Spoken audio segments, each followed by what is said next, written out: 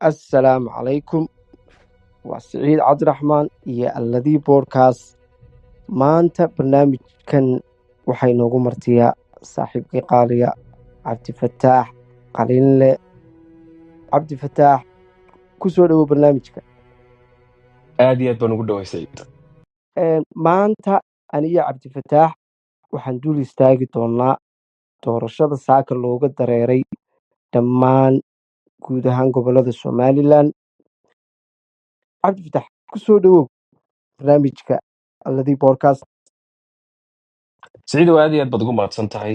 maanta oo taariikhdu tahay November 13 Jamhuuriyadda Somalilan shacabkeedu waxay imika u dareereen inay u codeeyaan oo ay aragtidooda iyo ra'yigooda iyo hoggaankooda mustaqbalka ay ka dhiibtaan. waana mid aan la arkin oo geeska Afrika iyo Afrika badankeedaba aanan laga maqlin lagana arkin.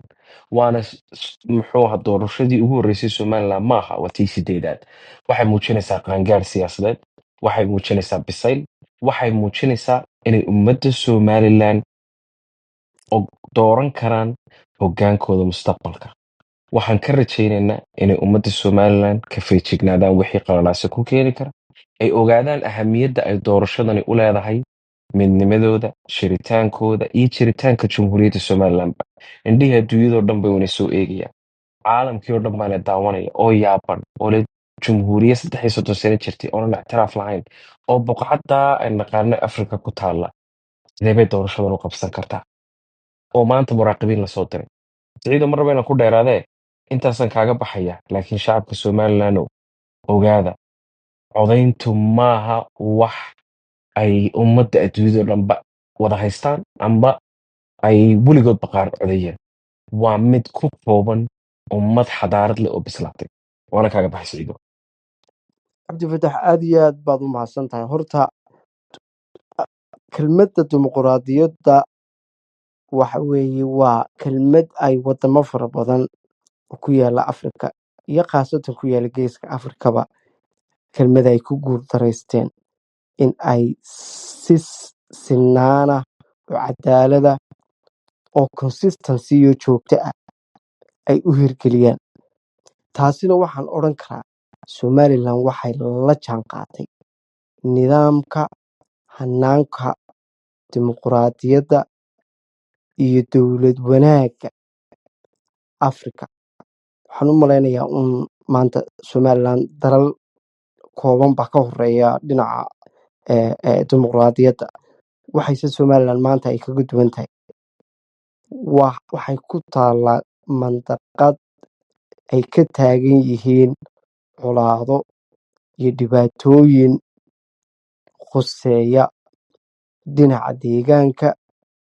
sidoo kale Somalilan maanta iyadoo 34 jirsatay, waa waktigii beesha caalamku ama adduunweynuhu uu ku abaalmarin lahaa dimuquraadiyaddii iyo hanaankii dowladnimo ee joogtada ahaa ee ay Somalilan wadamo fara badan oo geeska Afrika ah ay kaga hormartay.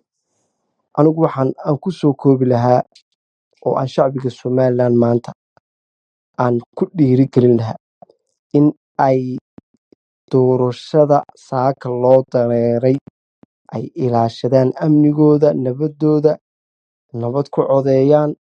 sidoo kale marka natiijada doorashadaasi soo baxdo ay si nabad ah qof walba uu natiijada u sugo oo uu uga sugo guddida u xil saaran doorashooyinka Somalilan. guul baan u soo rajeynayaa shacbiga Somalilan.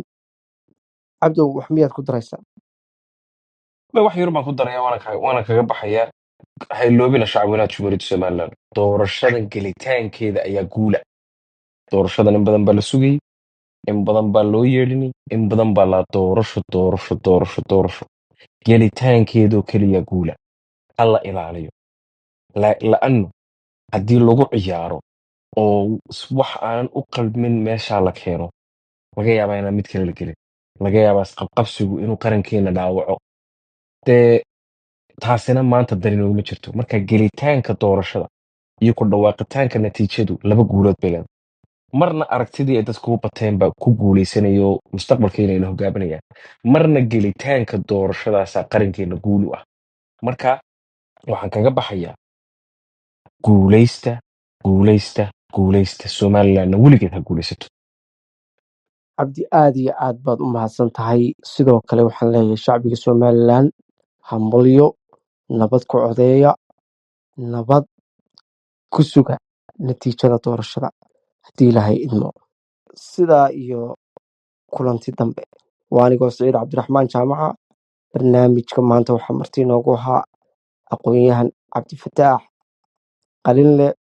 cabdifataax aad baan kaaga mahad celinayaa maanta waqtigaaga aad noo soo ajiibtay. sidoo kale adigana shacbiga adaa somalilandna adaa waxaan mudan. leeyahay dhammaantiin waad salaamantihiin. sidoo kale dhegeystayaasha ama daawadayaasha inagu xidhan waxaan leeyahay fadlan like share at the same time subscribe na sii hadduu alla yidhaa.